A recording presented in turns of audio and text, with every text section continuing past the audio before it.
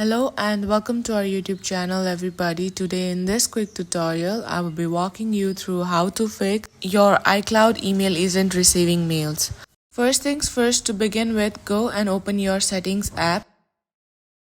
Once you're on the settings page, tap on your Apple ID. Then after, tap on iCloud. Once done that, go and tap on iCloud Mail. Then enable the toggle button present right beside the Use on this phone option.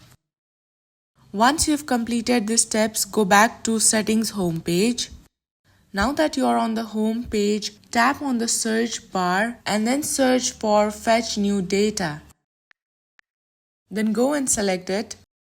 After that, you'll be directed to the account page where you will see an option called Fetch New Data. Tap on it.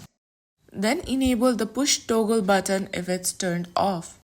Now here, set your fetch option to automatically. This option will help you fetch your unwanted mails less frequently and save your battery life. And that's it. Now you have successfully fixed your issue. If you find this video helpful, please don't forget to like, share and subscribe our YouTube channel for more amazing contents. Thank you for watching.